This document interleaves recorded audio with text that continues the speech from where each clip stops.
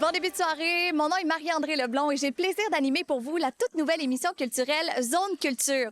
Dans les prochaines semaines, je vous invite avec moi, on va rencontrer des gens passionnés, je vais vous faire découvrir des petits coins cachés de la région et ça commence aujourd'hui bien sûr à l'International des Montgolfières de Saint-Jean-sur-Richelieu. Je vais vous le faire découvrir sous un autre angle avec une initiative vraiment rafraîchissante.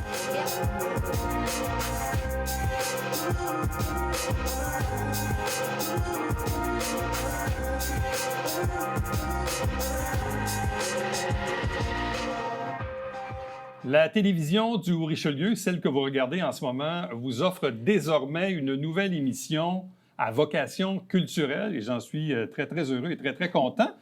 Ça m'enlève un peu des entrevues, mais ça fait un peu mon affaire, je vous dirais. Puis il y a une nouvelle animatrice qu'on vous présente et vous la voyez peut-être déjà depuis quelques semaines, depuis le lancement de la saison automne. C'est Marie-André Leblond. Bonjour et bienvenue. Salut Éric, merci de me recevoir. Bien, ça me fait énormément plaisir et je suis surtout très, très heureux qu'on ait enfin une émission culturelle sur les ondes de la télé. On en a déjà eu. Bien, on était très dû parce qu'on en a déjà eu dans les années 90-2000. On a eu quelques animatrices au fil des ans. Puis là, depuis une couple d'années, bien, ça tombait dans ma cour. Puis là, je suis très content parce que, en même temps, c'est une émission qui sort. Oui. Nous, on fait du studio et c'est très bien, mais c'est le fun aussi quand on est en extérieur. Exactement, c'est ça que j'aime, moi, me désorienter un peu parce que déjà, à la base, moi, je connaissais pas beaucoup la région du Haut-Richelieu.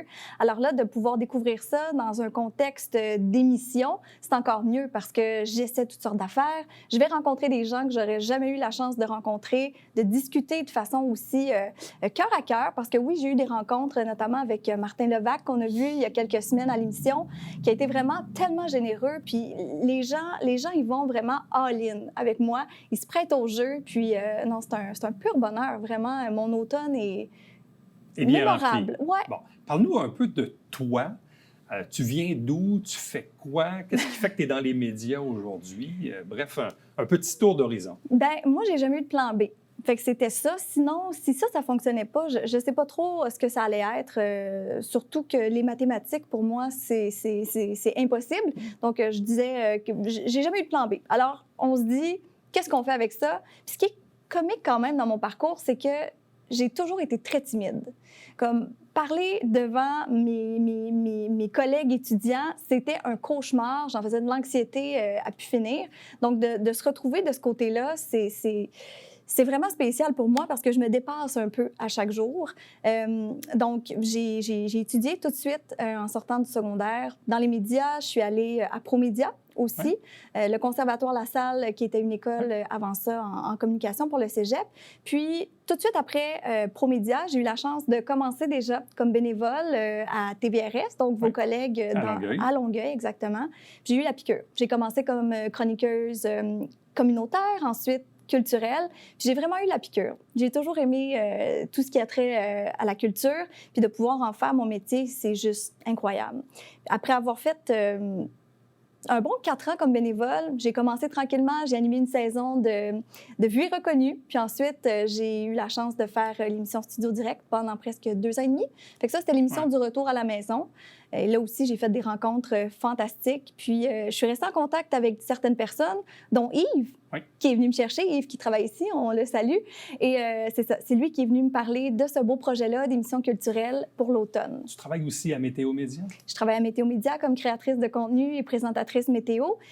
Puis avant ça, en fait, je suis revenue il n'y a même pas un an. J'étais en Acadie, à Radio-Canada, Acadie, comme journaliste culturelle. Puis dans mon mandat, j'ai eu la chance aussi d'être chef d'antenne de relève, puis d'animer une émission culturelle pendant l'été. J'étais sur la route des 3 provinces de l'Atlantique. J'ai mangé des lobster rolls. C'était bon, le monde sont chaleureux. C'est pas faux, c'est complètement vrai. Comment tu vois ce projet-là maintenant, aujourd'hui, dans ta vie, là, automne 2024? Tu n'habites pas très, très loin, tu es dans le bout de Saint-Hilaire-Belleuil. Ouais. Là, on est à Saint-Jean, honnêtement, la distance, c'est pas grand-chose parce que quand on est dans le monde, justement, de la culture, il y a beaucoup d'événements en Montérégie, sur la rive sud de Montréal. Oui, le Haut-Richelieu, peut-être un peu plus micro pour les besoins de l'émission. Mais comment tu vois, toi, ton mandat cet automne et ce nouveau projet télé dans ta vie? Bien, premièrement, je trouve que c'est une belle marque de confiance qu'on m'a faite en venant me chercher, me dire « Hey, ça te tente de collaborer à nouveau? » Je vois ça aussi avec un œil nouveau. Je pense que ça peut être rafraîchissant, même pour les gens de la région, d'avoir quelqu'un qui ne connaît pas tant l'endroit, qui se laisse émerveiller par tout ce que la culture a à offrir ici. Puis ce qui est le fun aussi avec l'émission, c'est qu'on parle de culture, mais au sens large. Ça peut être la culture alimentaire, ça peut être la culture, bien sûr, des arts de la scène, mais vraiment, on englobe tout, on va loin. Puis c'est ça qui est plaisant, c'est qu'on a un superbe terrain de jeu, puis on est rendu dans les tournages à peu près de mi-saison déjà, et je suis sous le charme. Je le disais en introduction, parce que faire une entrevue, produire des émissions dans un studio, c'est une chose. Ouais. Quand on va à la rencontre des gens, évidemment, j'en ai fait, moi, il y a quelques années, ça donne un tout autre feeling, parce que là, tu es dans leur élément, tu es avec une caméra qui se promène. Ça ne donne pas du tout le même rendu, le même résultat, le même type d'entrevue, à la limite même le même type de confidence. Là. Exactement, c'est beaucoup plus personnel. On nous reçoit, que ce soit dans leurs ateliers, dans leur studio d'enregistrement ou encore dans leur milieu de travail, une pâtisserie, par exemple. Et au début, je sais que les gens, ça peut être intimidant. C'est pas tout le monde qui sont habitués d'avoir une caméra braquée sur eux pendant plusieurs minutes. T'sais. Tu fais une première entrevue, tu leur dis, bon, mais ça va se passer comme ça, on va faire l'entrevue, une quinzaine de minutes à peu près. Puis là, les gens sont comme, oh, de quoi on va parler? T'sais. Puis moi, ce que j'aime, c'est toujours me donner comme mission de les rendre confortables. Pour moi, quand les gens me disent après l'entrevue, Marie-André, wow, tu sais, on a eu du plaisir, on a oublié la caméra. Pour moi, ça, c'est mission accomplie. Ouais. Qu'ils aient une belle expérience, puis aussi les discussions avant. Parce que, bon, on a plusieurs caméras souvent, ça prend du temps à s'installer. Fait que moi, je prends ce temps-là qui est super, super important pour discuter avec les gens. Puis comment je parle dans la vie, c'est comment je vais leur parler dans l'entrevue. Fait que tout de suite, on a comme un lien de confiance qui va s'établir. Bon, il faut aussi parler de ceux qui sont parfois en arrière de la caméra. Parce que tu disais, ça prend du temps à s'installer. Là, j'ai pensé à Stéphane. Oui. C'est une blague. Stéphane Caron qui t'accompagne. Oui, mais ça prend du temps, mais ça vaut la peine. C'est un homme d'une rigueur implacable. Ouais. Mais ça aussi, ça fait partie, pour avoir fait du terrain, évidemment, toi, tu fais les entrevues, tout ça, mais la personne qui t'accompagne, qui est à la recherche d'images, s'assurer de la qualité du son, de l'éclairage et tout ça. Donc, parle-nous aussi du rôle de Stéphane Caron dans ce projet-là. Bien, on est un duo. On est un super duo. En tout cas, j'aime le penser. J'espère que lui aussi pense ça. Mais vraiment, on se fait un plan de match. Souvent, on est dans le même véhicule pour se rendre au lieu. Donc là, je vais lui parler un peu de la vision que j'avais pour ce segment-là. On va faire du va-et-vient sur les idées. Il va m'en proposer. On va vraiment faire du chemin là-dessus. Puis ensuite, bien, c'est sûr que quand on arrive sur le lieu, lui, il va faire du repérage pendant que je parle avec le ou l'intervenante. Et ça donne toujours quelque chose de beau. On est patient. Puis ici, souvent, là, les gens nous disent « Ah, ben viens, tu sais, suis-moi. OK, on va faire ça. » Donc, il faut être aussi flexible parce que c'est pas rare que le plan qu'on s'était fait, c'est pas tout à fait change ça. En cours de oui, puis c'est ça qui est beau. Bon, on t'a vu, je t'ai croisé d'ailleurs une première fois durant le festival de Montgolfière. Oui, il y avait beaucoup de vent cette journée. Il y avait beaucoup de vent, effectivement. C'était un bon test pour les micros, mais au-delà de ça, c'était pour faire un peu tes liens d'introduction pour la première de l'émission. Là, évidemment, il y en a déjà quelques-unes d'enregistrées. En ondes, on en a 3 de diffusées. On est actuellement dans la semaine numéro 4. Semaine numéro 5, évidemment, la semaine prochaine. Donc, tu as fait référence tantôt à Martin Levac, qui s'est acheté une maison studio du côté de la Colle. Il a construit le studio adjacent. Fou, hein? C'est complètement fou. Accueillir les gens chez eux comme ça pour des spectacles, moi, ça me fascine. Bon, pour nous donner un peu une idée du type d'invité que tu reçois là, dans les 2-3 premières émissions, là, mis à part Martin Levac dont on a parlé, qui sont les autres invités que tu as pu aller visiter? Eh bien, j'ai rencontré justement au Festival des Montgolfières Nathalie, qui avait la toute première tente d'apaisement. Donc, c'était fascinant qu'elle nous parle de tout le processus pour mener à terme un projet comme celui-là. J'ai aussi été dans un verger, j'ai mangé des pommes, j'ai bu du cidre. Et ça se peut très bien que les gens aient soif ou faim. En regardant l'émission, ça, je me dédouane complètement de ça. On va aussi à la rencontre de Terre à boire, qui est une distillerie.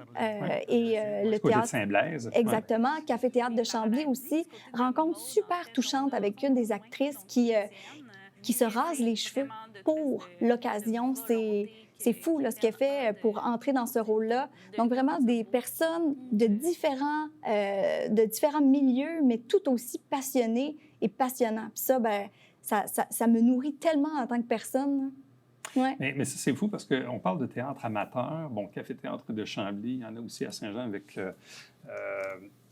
Mais ce qui est fascinant dans le théâtre amateur, c'est de voir comment les gens s'engagent et s'impliquent dans leurs projets. Moi, ça m'a toujours un peu fasciné. Oui. Il y a toutes sortes de bénévolats sur la Terre, là. Tu sais, tu te dis, moi, mon bénévolat, c'est d'aller jouer du théâtre. Oui, Puis, et tu sais, c'est c'est du très théâtre prenant. amateur, Ouais. mais honnêtement, des fois, c'est limite assez professionnel, merci. Là. Oui. Puis ça, c'est tout à leur honneur. Puis Ouais. ils travaillent d'arrache-pied, c'est de la rigueur, c'est de l'engagement. Puis ils sont aussi impliqués dans tout. Hein. Les décors, ils vont parler de la mise en scène. Vraiment, c'est du théâtre amateur, mais c'est pas une qualité amateur. En quoi ce projet-là est-il différent de ce à quoi tu as pu toucher dans les dernières années, là, du côté de Radio-Canada Acadie ou même du côté de la télévision de la Rive-Sud à Longueuil? En Ben- quoi ce projet-là est différent? Bien, on me donne pas carte blanche, mais on m'a dit, on te fait confiance. On veut que tu parles de culture, puis c'est pas mal tout. Donc, le contenu de l'émission, ça vient de moi. En tant qu'équipe, bien sûr, on travaille tout le monde ensemble, mais Ouais. c'est comme mon bébé. Tu sais, on a mis un projet sur pied. Ça, c'est la première fois de ma vie que ça arrive. Puis j'aime vraiment ça. Le côté un peu réalisation aussi, ça me permet de... On dirait que je me fais de plus en plus confiance. Je me le suis prouvé à plusieurs reprises que je suis capable de mener à terme des projets, de belles façons de me dépasser, mais celui-ci particulièrement à ce stade-ci de ma vie où je suis de retour à la maison après 2 ans et demi d'absence, je suis vraiment fière, vraiment. Comment tu te nourris des personnes que tu interviews? Parce que les gens ne savent peut-être pas ça, mais quand on interviewe des gens, on est un peu comme des éponges. Hein? Ah oui. Puis on apprend là-dedans, puis tout ça. Comment toi, tu te nourris de tes invités? Je pense que c'est pour ça que j'aime autant la culture, c'est que moi, je suis vraiment une éponge émotionnelle et la culture, c'est tellement du positif. Comme je le mentionnais, ce sont des gens qui sont passionnés par ce qu'ils font et ça, c'est contagieux. Alors, j'ai aucune... Quand je reviens là, de mes tournages, là, je suis tout le temps comme sur un « Ouh! Hey, c'était le fun! » Je me sens à ma place. On dirait que je me sens sur mon X parce que ces gens-là se sentent bien, parce qu'ils nous partagent ce qui les font vibrer. Puis moi, après ça, j'emmagasine ça puis je me dis « Mon Dieu, que je suis chanceuse de pouvoir leur donner une plateforme pour partager ça. » Tu veux l'amener où, cette émission-là? Parce que démarrer un nouveau projet, nouvelle émission, nouvel habillage, nouveau titre, nouveau format, on voit un peu dans quel genre aussi d'invités que tu reçois. Donc là, tu te dis, bon, vous êtes rendu à peu près à la mi-parcours de l'automne. Tu veux l'amener où, cette émission-là? Bien, toujours plus loin. Hein? C'est sûr que d'émission en émission, de tournage en tournage, on précise ce qu'on veut, ce qu'on aime, ce qui a moins bien fonctionné, ce qui va fonctionner plutôt bien, puis on prend des risques aussi, on essaie. Je pense que c'est ça le but, c'est de toujours espérer, pas espérer, mais on veut toujours que ça aille plus loin, que ça aille mieux, être un peu plus rodé finalement, mais honnêtement, à ce stade-ci, je suis quand même impressionnée par ce qu'on a fait. Moi, en fait, ce que j'ai trouvé intéressant, c'est la réception du public, parce que quand la télé a mis sur ses médias sociaux comme quoi il y avait une nouvelle émission à vocation culturelle qui prenait l'affiche cet automne, beaucoup de réactions du milieu culturel, c'est vrai. Ouais. Mais du milieu assez large. Donc, je sens qu'il y a une réception, disons, assez intéressante de la part du public que tu dois ressentir aussi, peut-être sur tes propres médias sociaux, quand les gens ont vu que tu étais associé au projet. Oui, puis ça, c'est le fun parce qu'on sent qu'on a raison d'être. On sent que les gens sont contents, qui regardent l'émission, qui vont partager le contenu. Puis ça, je pense que c'est la plus belle récompense. Tu la vois où, Marie-André Leblond, dans 3 ans, 5 ans, 10 ans? Là, tu fais ça aujourd'hui, mais tu te vois où? Bien, je me vois en train de faire ça. Présentement, je me sens vraiment à ma place parce que, bon, à Météo Média, j'ai le créneau espace et sciences qui est une autre passion complètement que j'ai. Toutes ces heures là, de Netflix, ça paye, hein? Ça paye finalement. Mais il y a aussi ce volet-là culturel que j'aime. Alors, je me sens vraiment à ma place. J'ai le goût que ça continue comme ça. Un métier, tu le sais, Éric, c'est un métier qui change constamment. C'est des contrats, on est pigiste. Mais je pense que c'est ça qui est beau avec ce métier-là, c'est qu'il n'y a jamais de routine. Ça peut toujours être amené au changement. Puis ça, j'aime ça. Fait que moi, j'aimerais ça que ça reste comme ça. On reste comme ça. Parfait. Tu es à l'aise comme ça. Ah, je suis tellement heureuse. Tu ne vas pas trop regarder en avant. Non, parce qu'il faut être dans le moment présent. Des fois, j'aimerais ça que le temps s'arrête puis me dire... Des fois, je voudrais profiter encore plus, mais j'en profite tellement. Je sais pas comment. Tu sais-tu comment on fait pour en profiter encore plus? C'est dur. Oui. C'est dur. Oui.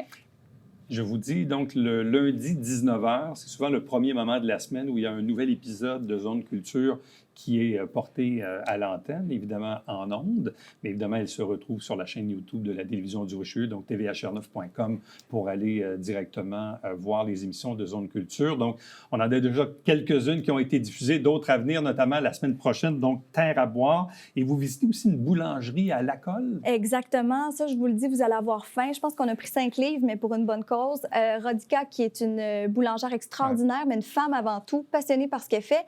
Elle vient de la Moldavie, donc on a parlé culture, et bouffe. Hein. C'est inévitable.